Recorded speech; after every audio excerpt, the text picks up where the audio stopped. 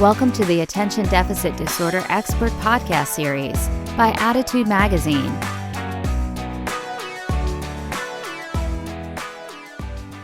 Hello, my name is Wayne Callan. On behalf of the Attitude team, I'm pleased to welcome you to today's ADHD Experts presentation. It is titled Shedding Labels, Shedding Shame, How to Unlock Powerful ADHD Accommodations with Acceptance.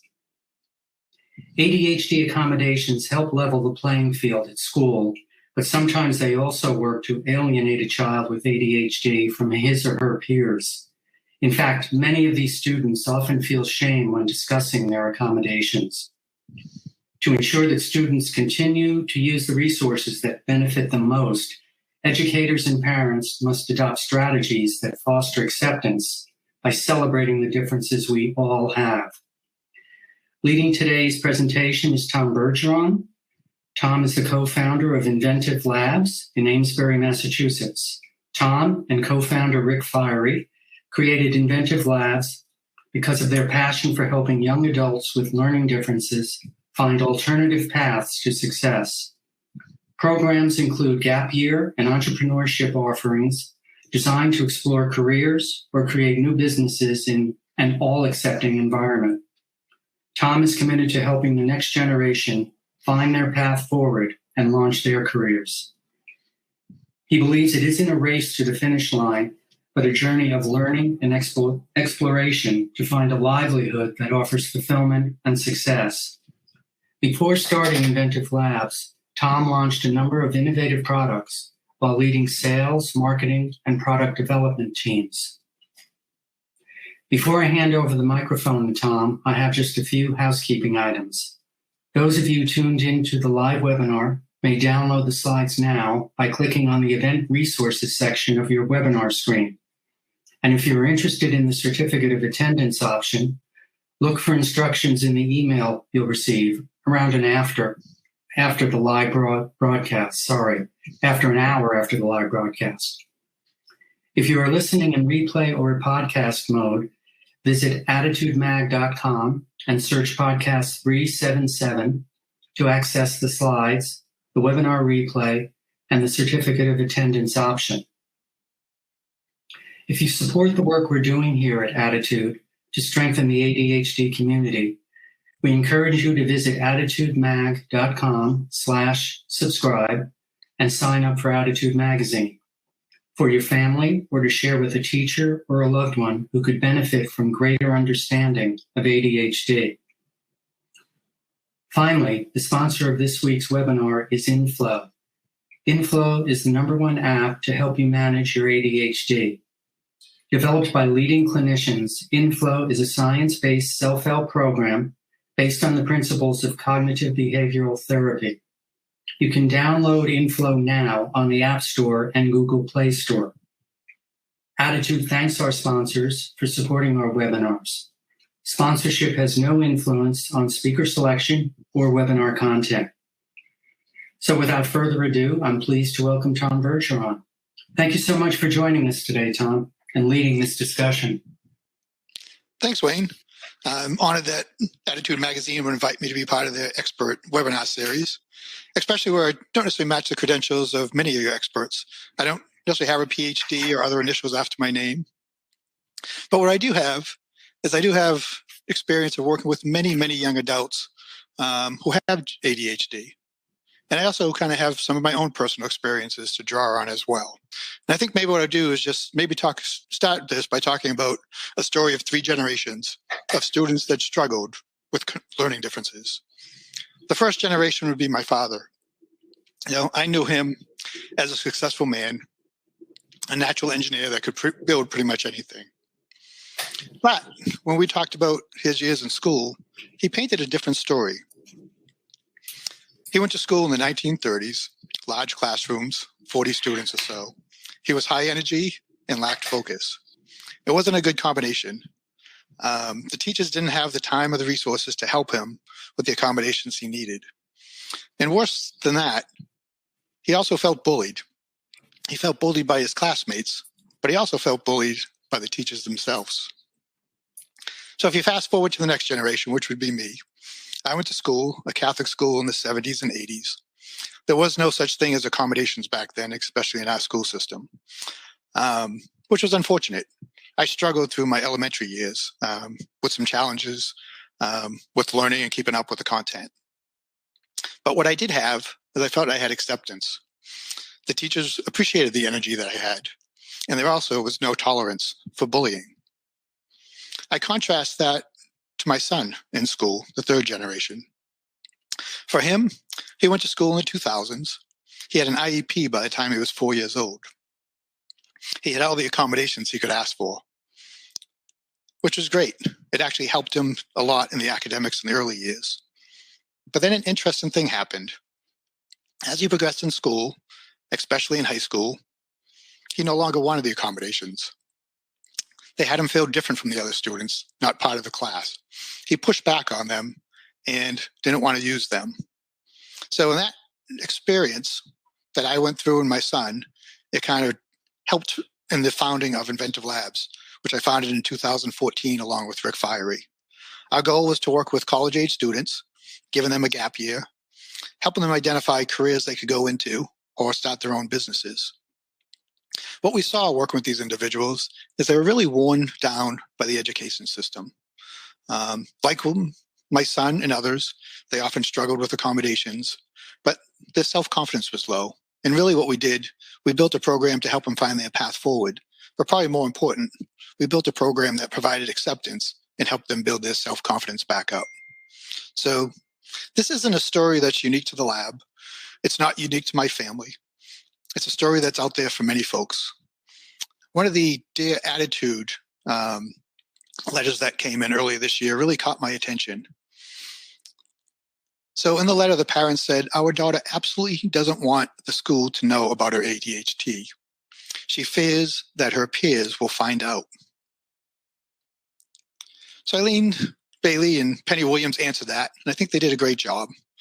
They said that they see why their daughter didn't want to tell the school about the ADHD. She might be afraid of ridicule or feeling different. They said children want to be accepted, and I wholeheartedly agree with that. They gave some great advice to the parents, and I really liked how they ended that advice. They ended it by asking them to explain to their daughter that the diagnosis of ADHD isn't anything to be ashamed of, and that you and your spouse are proud of her and love her, no matter what. Their recommendation was to build acceptance in their own household, in their own family, to help their child. And we'd say even building that into the child having their own self-acceptance where they can step forward with their ADHD diagnosis. So this isn't something that just happens in the school environment.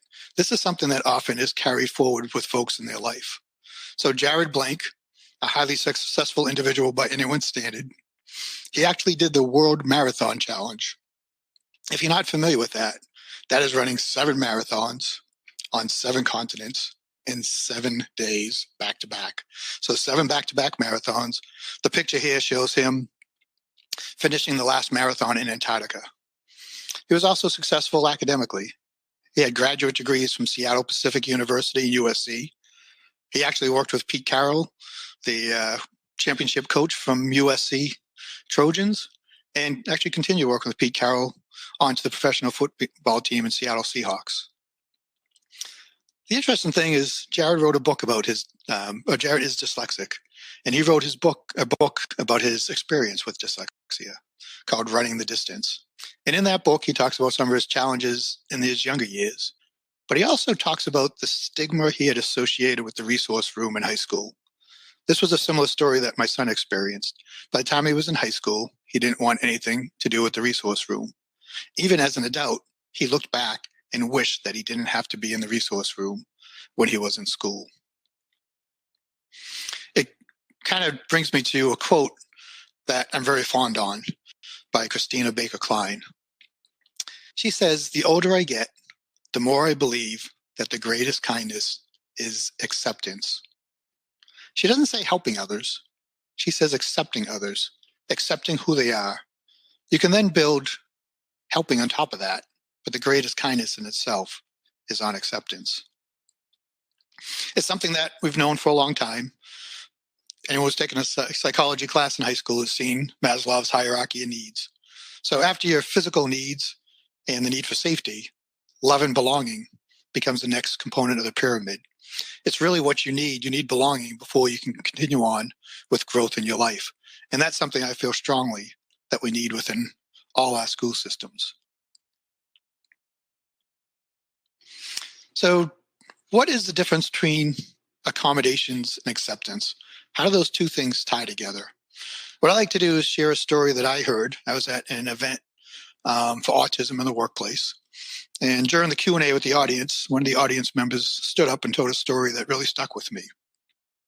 She talked about her daughter who had physical challenges, and one of those was limited how much she could write. So as she was going to third grade, it was really holding her back from her classmates and her peers. And what they were able to do, the school was able to get a special chair for her, a chair that gave the ability for her to be able to write and keep up with her peers.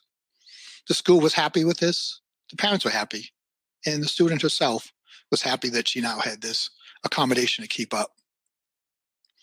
But then something interesting happened. During step-up day, when the third graders go to meet their fourth grade teacher, the teacher asked her about how things were going. She did mention the chair, and where the teacher thought it might be a positive statement, she talked about the negative side. She talked about how that chair made her feel different, how she didn't feel like she fit in the classroom. You see, everyone else had the same chair. She was the only one in the classroom that was different. She was surprised when she stepped into fourth grade that year. The teacher over the summer had spent time going out and collecting a whole series of chairs. When she walked in the classroom, everybody had a different chair to sit at. She no longer felt unique. She was unique, but no longer felt different and separated from her peers because everyone was unique. Everyone had a different place they could sit. She had an amazing fourth year. Her growth really accelerated kind of from that point forward. So the acceptance that that fourth grade teacher gave her was the key to unlocking her accommodations and her learning. For ADHD, students don't necessarily have a chair, but there are other things and things that folks recognize in the classroom. They may go to the resource room. If they're taking tests, they might go to a different area. There might be some special timers or math manipulators available on their desk. And there's usually, if they have an IEP, some paraprofessionals around the room to specifically help them. So it's different, but it's still the same components that may separate you from the other classmates. So I would contend that the accommodation-based system does not foster belonging. So with that being the case, what brought about the current accommodation system? And more importantly, what can we do about it? So let's start off as far as kind of how a system got built. If you ask folks what a good student is, or even just doing a little bit of research out on the web, you'll hear a lot of different things like a love of learning, an inquisitive child. But you'll also find things like, confidence goes a long way, and also self-discipline. So I agree. These are all things that will make a good student. But if you look at what's rewarded in the classroom, it might be a little bit different. It may be organization skills that becoming strong, self-control, both verbal and physical. Definitely staying on topic makes life a lot easier for the teachers. I think back to my father's classroom with 40 students in the 1930s, and this definitely would have been rewarded even more so than it is today. But it's still a reality of the classroom and things that make a teacher's job a bit easier. So what we'll see is that students with ADHD exhibit a lot of the traits of a good student, that love of learning, that inquisitiveness, that curiosity that's kind of built in. But what we often see in our school systems is they weren't necessarily designed for, I'd even say, by folks with ADHD. I will say there are some wonderful schools out there, some that were probably designed by folks with ADHD that have built in kind of an acceptance environment. But I think a lot of the components of our public school system, there's challenges in pulling that off. But fortunately, in the 1970s, the government stepped in and helped work on leveling the playing field. So in 1973, they had the Rehabilitation Act. Many of you might be most familiar with it as far as Section 504. Your child or your student may have a 504 plan.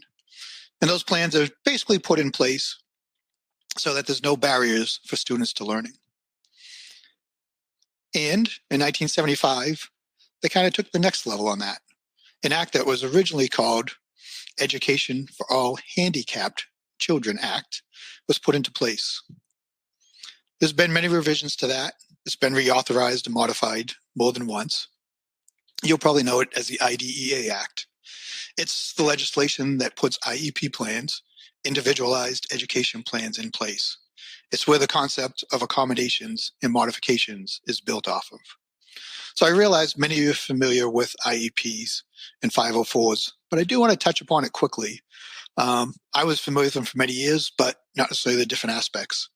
So this is from an article in Smart Kids with LD with Eve Kessler and Michelle Snyder put together.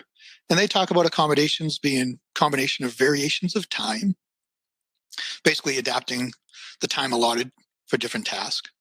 And then also variations for input and variation for output, basically how instruction is delivered and how students can respond. And the fourth component is a variation of size. So basically adapting the number of items that students are expected to complete.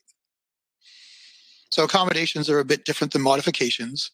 Modifications actually go in and change what the student is expected to learn. That might be, altering the content or the instruction level or performance criteria that they're given. Some examples of some of you may be familiar with. And again, we're advocates of accommodations. We feel this helps students. So an accommodation could be a peer or someone else scribing notes for them. Untimed test, which a lot of people are familiar with, is one of those. Modifications might be using, instead of reading text, using film or video, or maybe a computerized spell checker being available for that child. So I am happy to celebrate that it's almost 50 years of leveling the playing field. And we think there's been a lot of great steps in that time frame. But when I look at the system, I can't help but think this system was obviously created by the adults. And why do I say that? I say that because I think it's very practical with the accommodations. There's things that help students learn better. But if it was created by the children, I'd like to go back and kind of look at the letter that was sent into Dear Attitude. If it was created by the children, they'd probably be more tied into acceptance. They'd probably be more tuned in to what's happening as far as not having their peers identify their learning differences, protecting themselves from ridicule and fear. So I would say the system has a lot of challenges. The children might create a different one than the adults did. And I also want to point out this time that the system isn't the teachers. I have a ton of respect for teachers. My wife has been an elementary and middle school teacher for many years, and hence many of our friends are teachers as well. I understand how difficult the job they do and the challenges around the classroom with many students. I just love this quote by Donald D. Quinn. He says, if a doctor, lawyer, or dentist had 40 people in their office at one time, all of whom had different needs, and some who didn't want to be there and were causing trouble, then that doctor, lawyer, or dentist might just have some concept of the classroom teacher's job. And I agree with that. We put a lot on our teacher's plate, and we give them a system that limits what they can do quite often. When I talk about the system, I more talk about how our schools run. And I just look in special education and look at the language that used, starting off with special education. The word special, as many of you know, has grown a negative connotation. The special bus, the special students. Disability, definitely not a positive, enriching word. Accommodations themselves, those are given to folks that are lacking. Modifications, I find a decent word. And handicapped, there's a lot of connotations with that as well. So in our school system, I would advocate maybe it's just education we have, education for all. Maybe we highlight differences as opposed to disabilities. I love the word alternatives as opposed to accommodations. Alternative sounds like something we could all use. We all have different ways of doing things, as opposed to accommodations where only certain people need it to level the playing field. Again, modifications I find a strong word. And instead of handicap, we like the language of challenges that folks have. And we all have challenges that we need to work with. When I talk about the system, you're also looking at resources. So you don't get money from the federal government if you have a student that has a learning difference. You only get it if they have a documented learning disability. So there's a money flow aspect that's tied into the system. And also, as we all know, with money comes restrictions. It limits what you can do and how you can handle that. And when someone has an IEP, it definitely limits the way that schools can spend their money. The other component that ties into system is also standards. Standardized testing, school districts being judged by the same standard. I'll go back and talk a little bit when we talk about some of the things that can be done in accommodations in the classroom and realize that some are, with standardized testing, need to be in place at certain times, but it doesn't take away what can happen overall in the classroom. I would also say kind of an often unseen consequence of the system is competition. So this one I find interesting. I see a lot of schools that celebrate the colleges that their seniors get into. This competition among the students. They list the colleges that their students are getting into up along a wall. So the students are in there for their own good, but also they're competing for their own school and the image of their school from the colleges they get into. And also, let's be honest, also in there for their parents. What parent, myself included, isn't proud when their child gets into a high-end university or high-end college? So when you have this type of competition, it naturally brings out jealousy when someone has advantages. And can't you kind of say that with accommodations and modifications? There's certain school students that may have advantages. And that, that atmosphere that's built with jealousy and differences often puts on the student who has the IEP the feeling that they are cheating. So Jared Blank had that feeling that he was cheating using the resource room. I mentioned my son as well grew to the point where he pushed back on IEPs. And definitely when he was in college, he pushed back on accommodations in college because he specifically said it felt like he was cheating the system. So the big question is, how do you foster acceptance when the system has built-in barriers? I would contend that it can be done. I think there's many individuals that have ADHD or other learning differences that are not ashamed of them, and actually in some cases are proud of them. Simone Biles, the world famous gymnast, she has ADHD and she's open about talking about it. And she's not ashamed of either having ADHD or even the medicine that she needs to take for it. Some people have said that medicine was giving her an unfair advantage. She said, no, there's nothing to be ashamed of. It's what I need to be able to perform and perform at a high level. So what you'll see in that case is there's an adult who has embraced and not ashamed of their ADHD. But how do we do that for children in the classroom? So when we formed Inventive Labs, we were very set on creating an open environment. We actually went through and documented the things we felt would create an open environment. We also talked to teachers and classroom teachers as well, going through and finding out what are the elements they would see as far as an environment that would be accepting for their students. We went and built a school acceptance checklist. This is actually in the event resources. If you're interested, you can download it. I don't expect you to read all the things on the screen. I'll let you run through and kind of share some of those components with you now. So the first thing in that checklist we talk about is it all starts with language. So someone may need to have a documented disability to get that IEP, to get the federal funding to kind of help out. But in the school setting, once they have the IEP, we don't have to talk about disabilities. We can talk about differences rather than disabilities. And this in itself can be very powerful. And also just the language that we continue to build off of that as well. I think it's not unusual for some of the teachers I talk to that a colleague comes up and says, "Oh, so-and-so was a real handful. Maybe Pat was a real handful." These teachers actively practice staying in a positive tone. So they might say, "Yes, Pat is one of my more active students." They might even take it a step further. They might say, "Yes, Pat's very active, but he's also great at math. It was wonderful seeing him today help some of the other students solve a problem." So positive language goes a long way in that. And it may be in a case where someone lacks focus. Instead of Angel lacking focus, Angel might be very curious about many subjects. So building an environment where people try and use positive language, and also the ability to kind of somewhat call each other out on that when they're not, goes a long way. There's a large movement that we support, which is people first language.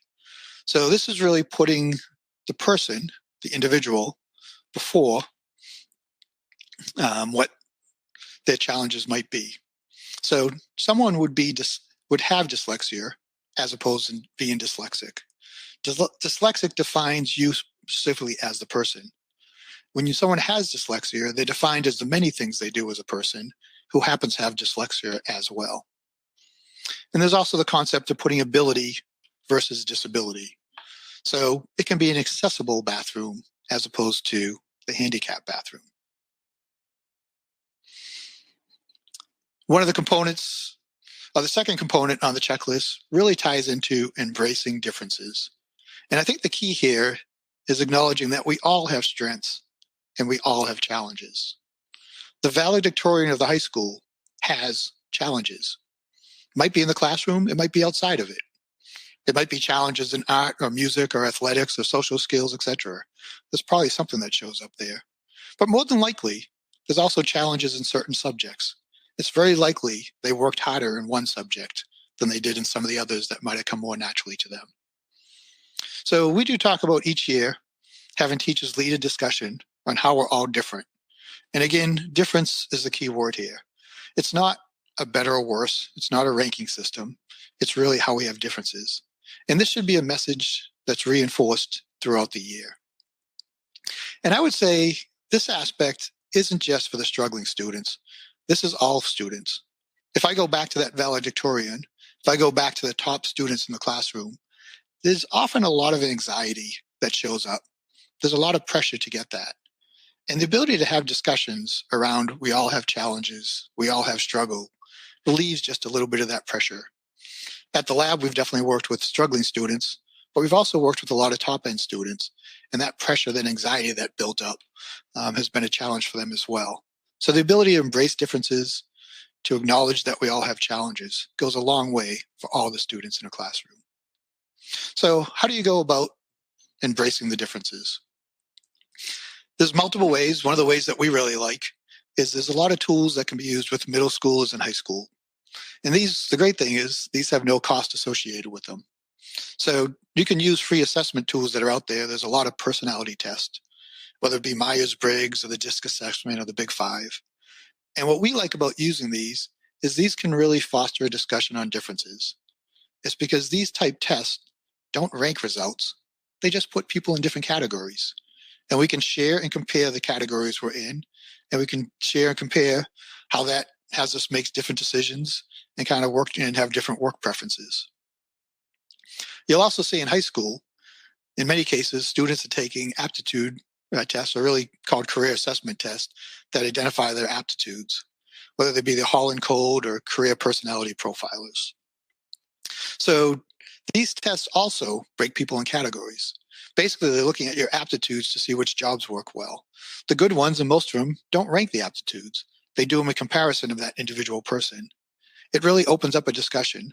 And we think classroom teachers can use this discussion around career tests to have a bigger discussion around how we're all different and how that adds more to the overall environment.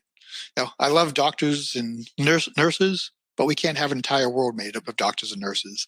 There's some people with the aptitude for that, they should go there, and other people with aptitudes in different areas. This type thing can also be done with younger students. It doesn't have to wait till the students are old enough to do aptitude tests. So discussing differences in the classroom can happen continuously. A teacher can ask, who likes group projects? Who likes working alone?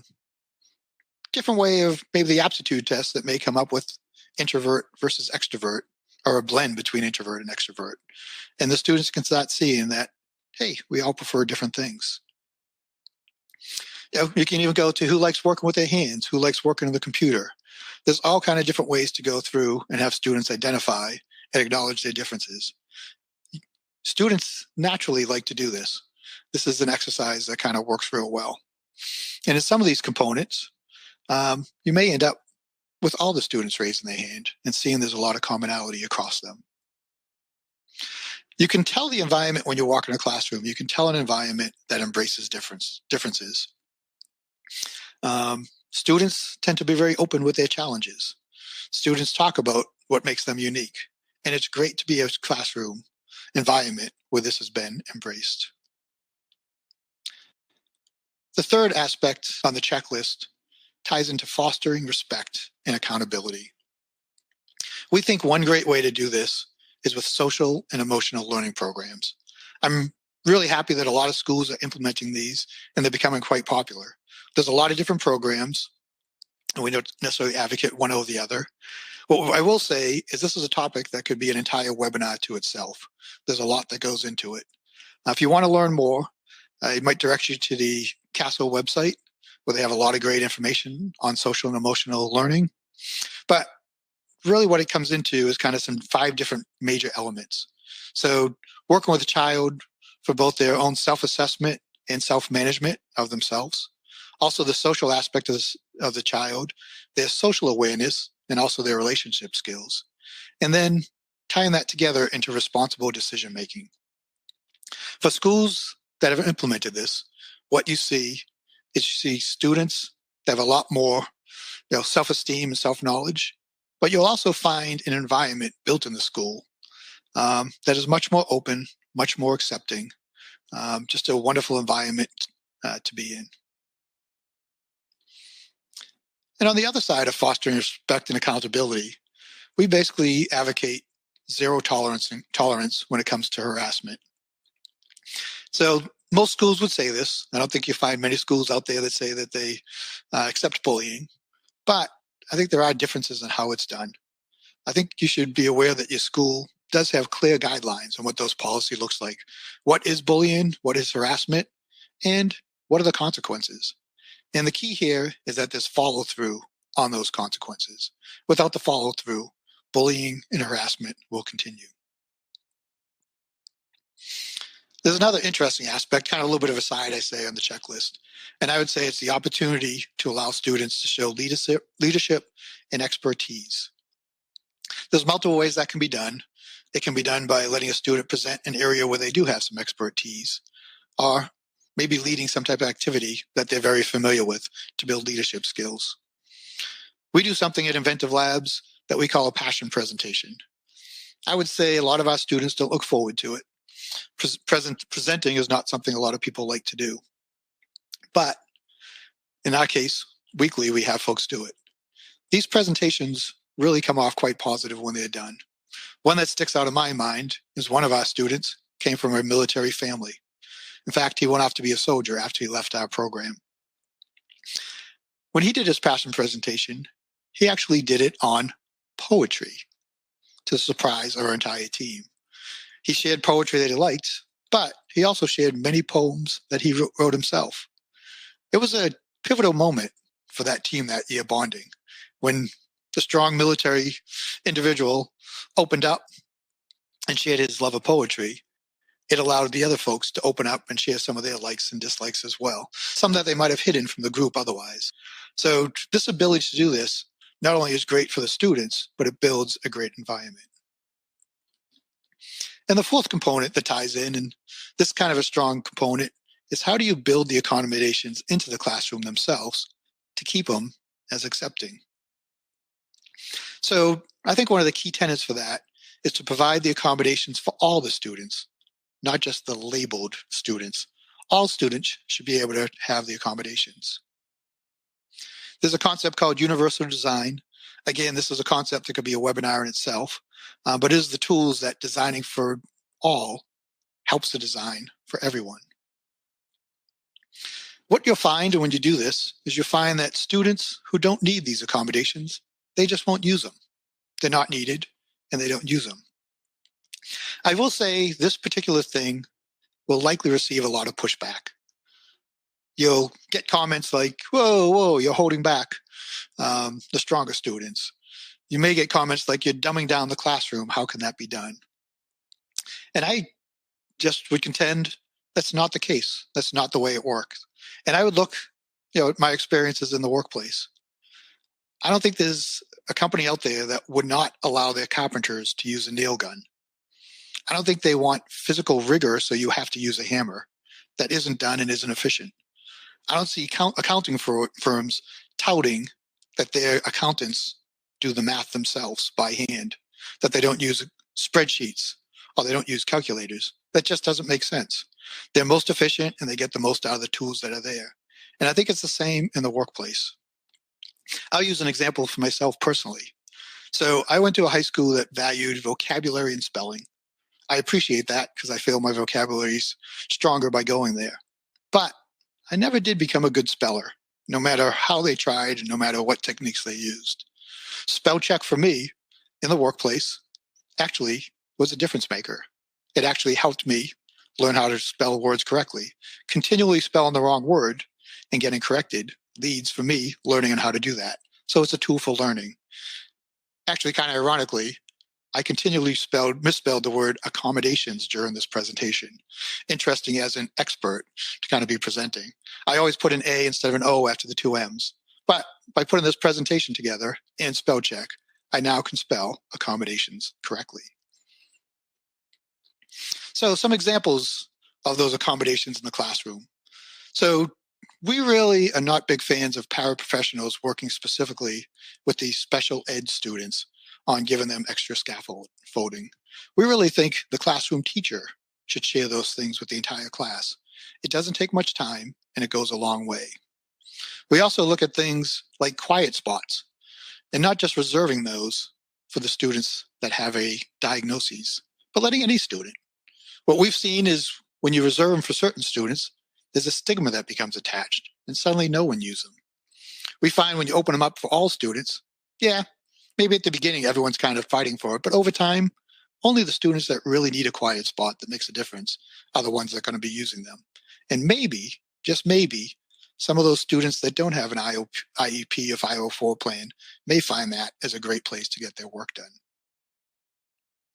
There's lots of other examples that go into it as far as accommodations that are given to some students that we feel could be given to all students. Why not give all students the definition of words necessary to understand? Why not show examples of the final products to everyone? We all know the strategy of breaking down large assignments into smaller sections. So why not incorporate that with the entire class as opposed to just working on that strategy with a few? And the manipulatives are out there. I'll go back to the work environment with the calculators and the nail guns. Use the tools that make the project most efficient and best to use. One thing a lot of teachers talked to us about too was this time-based extra time for certain students and the ways they addressed it. So taking tests and making them comprised of must-dos and try-tos. So all students must do the must-dos. Those who are faster and get done early, they can do try-tos. Again, for us, we think this instills some academic rigor. For the students who can get through and want more challenge, they have it right there on the test in front of them. And on non-test and other assignments that folks work on, it's natural in a classroom, especially a large classroom, for some folks to finish earlier than others. So again, putting in place projects that those students who finish first can work on. Again, this instills that level learning, what we talked about as a good student early on, a level learning to be able to work on some of the projects that you have the most interest in. So these accommodations, the strategies, now go back to the story on the special chair. I say using the accommodations in this way is actually helpful for all students. And looking at accommodations of how can you take out the stigma from that accommodation? How can you make things available to all students? Or when it can't be for all students, how do you build it in the environment that everyone is kind of working differently? that whole conversation of embracing differences can be incorporated in the classroom. So if accommodations can be done this way, you won't have individuals like my son, or you won't have Jared Blank pushing back on the resource room when they're in high school. What you may have is you may have all students have an interest in being there. There isn't necessarily a stigma going to the library the same way there is the resource room. So this strategy of acceptance can kind of go a long way. So what I'd like to do is I'd like to wrap up with a call to action. What I'd like to say is continue to fight for accommodations. We're big fans of it. You know, a lot of you out there have fought for accommodations, and it's made a difference. But I ask that you also fight even harder for acceptance. The ability to go out there and push for acceptance that the accommodations are given in a way that all students feel accepted. So the experts right now will tell me I should end my presentation on the call to action. But I think I might be remiss if I do that right now.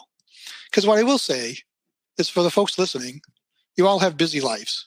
Whether you're a parent, trying to juggle being a parent and your work schedule and any time you can give towards advocating in your school, or whether you're a teacher that has a ton on your plate, it's tough just keeping your classroom going. Never mind fighting for higher or more accommodations throughout the entire school, or more acceptance throughout the entire school. So what I would say is, let's go back to the letter, the Dear Attitude letter. And what we can do, in addition to fighting for accommodations acceptance, we can also work with the students and our children that we work directly with. We can help to explain to them that their diagnosis, ADHD or other, isn't something to be ashamed of, and that we're proud of them and that we love them. That's kind of the internal acceptance that we can give them as we try and build larger acceptance into the classroom and the overall school environment. And I would say, taking that a step further, in the event resources, there's also a document you may see, which is Reframing for Self-Esteem. What we've seen for the students that come to us after high school, quite often they're worn down from the system. Their self-confidence is low, which I think I mentioned earlier. We find a concept called reframing goes a long way. It's really helping the individuals reframe a mindset. And it starts, something we can all do, discuss and identify the challenges that our children or your students are going through. And also having the discussion, which we often don't have, that there's often negative self-talk that comes from this. An example might be, hey, Tom, why are you always late? It makes it difficult for you and for other people. So we have this self-talk mechanism that does not make things better. And the way to combat this is to go through brainstorming kind of from a positive side of the challenge. So, Tom, I may be late, but it's because I live in the moment. I live in the now. There's entire books and resources that are built on the power of living in now. So there's a positive side to that. And it leads me to be able to reframe for when I get down on myself. Maybe I do give a minute or two to be down on myself for being late, but I can turn that around and not have it ruin my entire day by reframing from that mindset of why am I always late to a mindset of I may be late, but it's great. I live in the now.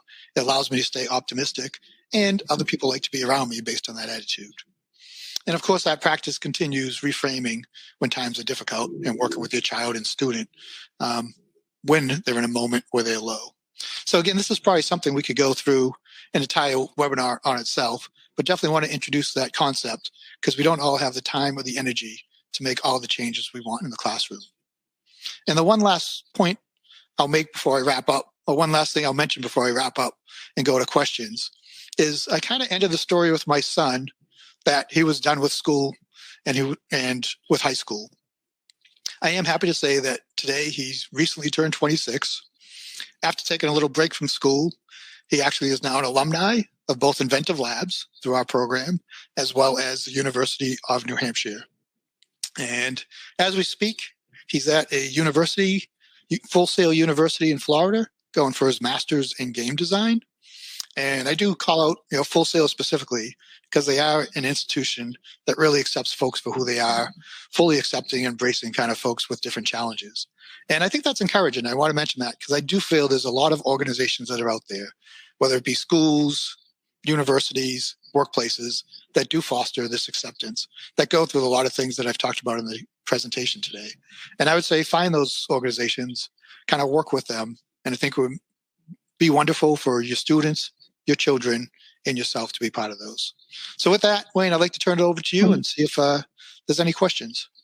Thanks, Tom. Yeah, very inspiring. One question. What do you think of my daughter's high school putting all kids with an IEP in a class called special education? My daughter only has an accommodating IEP, and that classification turned her off completely. How do I approach the school about the name that they've given this room? Yeah, I think that's a big challenge. As I said, language is kind of is a big component of kind of what happens. And I think, it's definitely separating. I think, my own son, he had that experience in very first grade. They kind of took the group of 4 students and kind of separated them from much of the rest of the classroom. And it was a big challenge. And, the advice for there, I think, is, address the school. I think a lot of times you have folks in the school that may push back and have different philosophies. But I think quite often you'll find individuals that match your philosophy or match what you're looking for. And I think spending time and asking questions and finding some of those advocates in the school to work with is a big component of it. And I also think, especially in high school, helping some of the students advocate for themselves. Not all students want to do it or can do it, but helping them find their voice from there as well. So I think, it's a challenge, but I think working with the school, potentially bringing in some other professionals beside yourself to work with the school to see if you can't kind of make some changes there. Okay, well, you brought it up. How do you teach your child to advocate for him or herself? Do you rehearse at home? Do you work up a script? Can you give some specifics about that? Yeah, and I think that, as you said, rehearsing at home goes a very big way. I think the more you do it, the better you get at it. And it can be in multiple areas. I'd say, start with yourself and have them help advocate. Have them help advocate for things they do around the house, for things they want to do or don't want to do, whether it be chores or kind of activities they want to do, requiring them to advocate for themselves. But then also expanding that as well out to friends and family. If you can start having them advocate over a friend's house for what they want, quite often children will just go along with what's happening in other houses. But the ability for them to, use their voice and share with relatives and friends' houses to advocate, and then slowly build that up in school. I do think it's a lot to ask the child to advocate in school. And I think especially at their age, you kind of have authority figures, and it's tough to advocate to authority figures.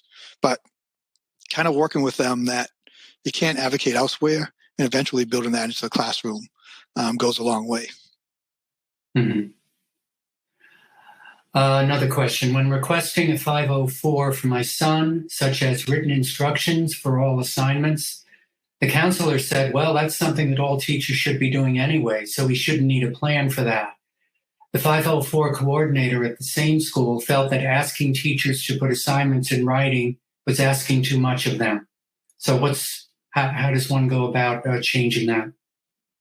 Yeah, I'm a big advocate for actually having those components in the plan. Because if they're not in the plan, they don't necessarily have to be accommodated to. And I'll go back to what I said about teachers. I have a lot of respect and admiration for teachers. They have a lot in their plate. But I do think something like putting written assignments, that just helps all students. It's not necessarily the students with 504s or IEPs. That's a great way to help all students. Working with the teacher themselves, working with the school to build those in kind of goes a long way. And I think definitely what I'm hearing from these questions is frustration from parents who are trying to work with the schools and not necessarily getting the results they desire. Mm-hmm. And I think that's it's a long-term process to continue. Quite often it turns into fights with schools, and I think that can be negative.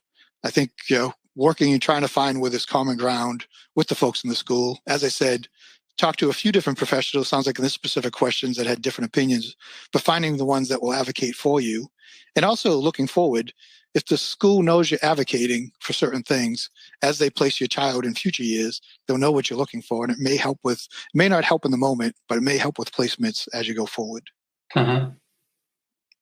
Another person has said, I love the promise of what you're saying. I'm a recently diagnosed adult and feel many of the things you were describing as the experience of a child at school would also work in the workplace.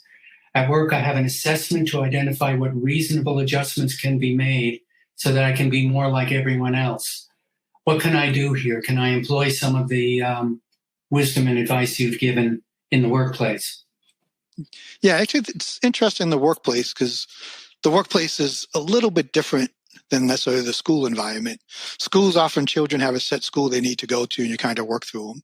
I think in the workplace, there is more flexibility where you have some choice in where you may work.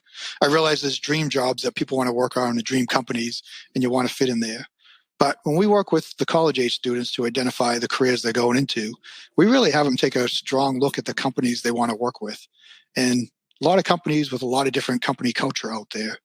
Some companies do very part of who they are is working with those personality assessment tools or working with different tools that's given there. So if you can actually find a company that matches your philosophy and embraces diversity, there's actually a lot of tech companies now that are out there that whether it be Microsoft or SAP or even some of the big accounting firms like EY that have neurodiversity hiring programs.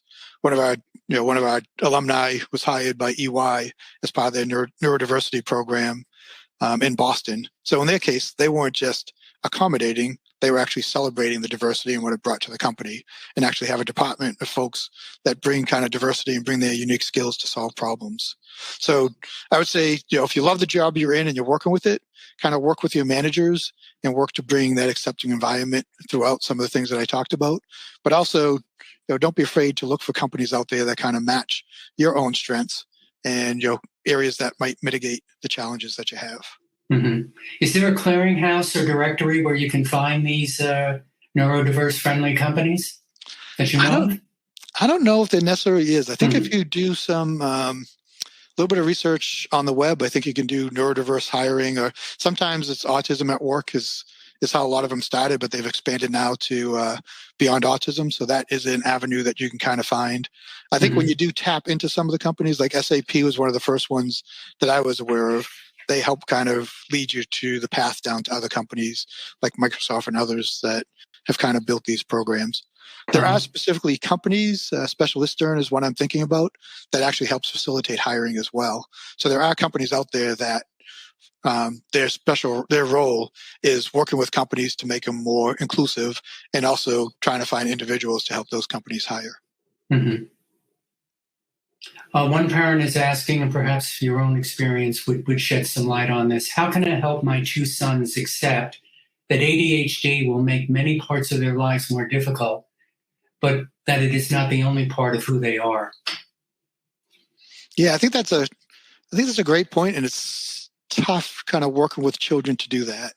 But I think some of the strategies that we employ, I think when you're a child, you kind of have this vision that, I go to school, get good grades, I then go to college and get good grades so I can go to work at a good company. And that's kind of the path. What our experience is, my own experience and others, is that your path tends to be your journey. And one thing we like to do is we like to bring professionals into lab, people who are established in their careers, but let them tell their story. And it's amazing what those stories look like. There's a lot of twists and turns. There's a lot of these folks might be a doctor or a lawyer that looks highly successful, and they show their challenges they had in school as well.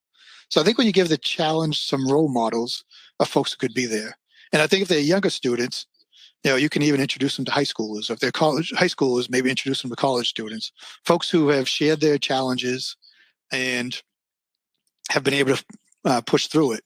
And also can talk in a positive light, talk about the positive things that, come about it. I can talk about, my challenges of, my struggle in school, attention issues, but also just challenges around, a lot of dyslexic traits and how that just added a bit of, persistence for me, kind of getting through that is something that carried through into my own life. So I think having some adults who've struggled or older individuals than them that have struggled kind of share their stories, talk about their own struggles, but also talk about where they got to. I think it just gives, I think what happens a lot with children, they never see themselves being successful because of the current challenges they're having in school. Mm-hmm.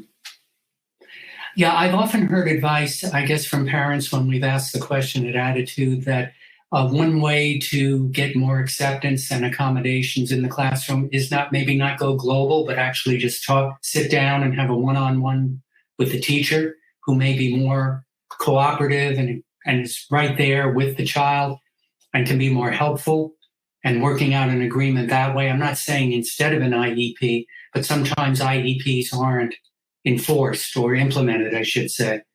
So what about the one-on-one experience with the teacher in terms of accomplishing, getting more acceptance and accommodation?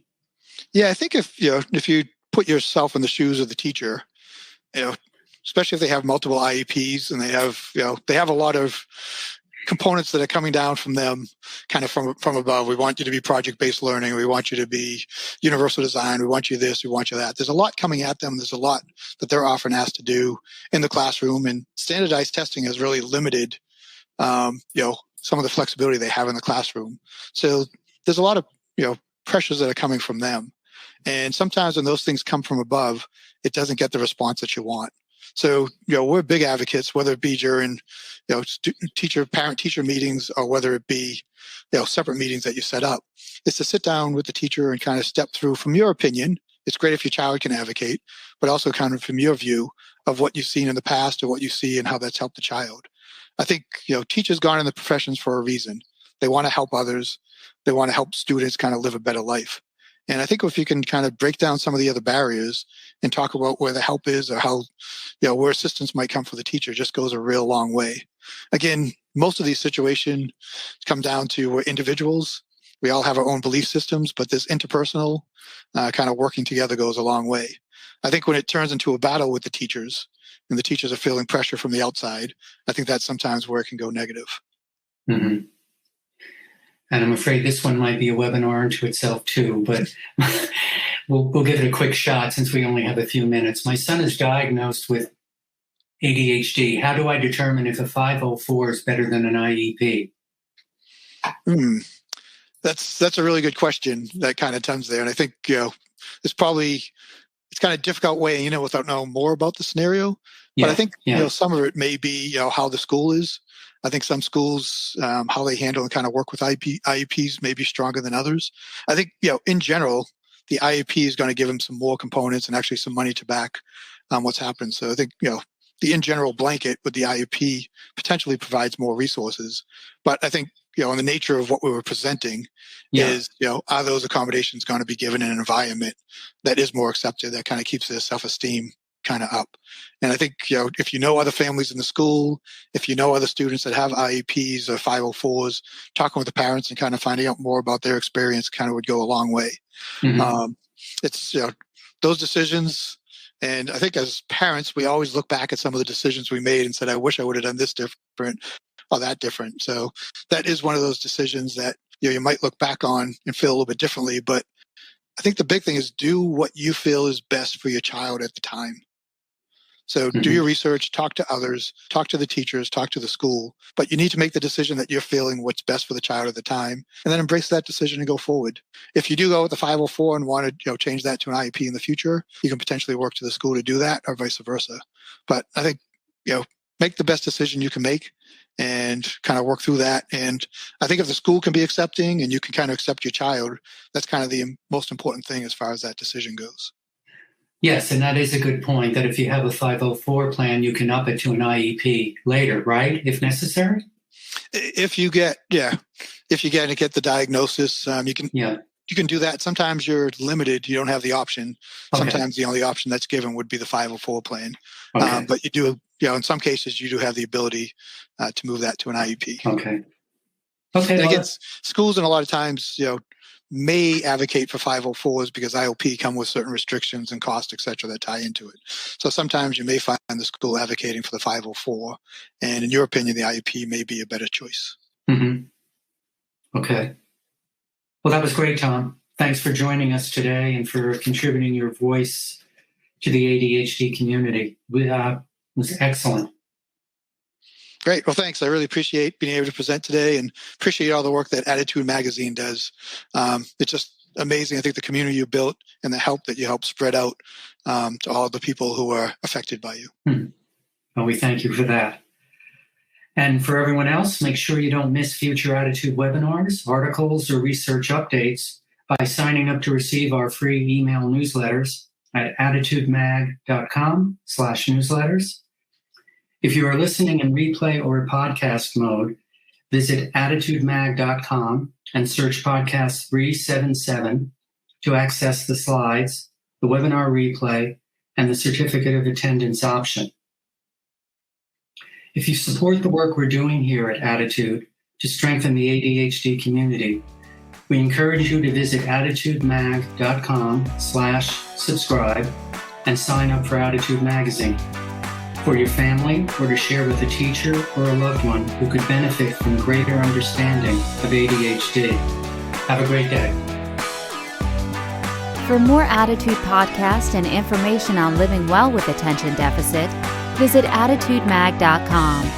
That's ADDITUDEMAG.com.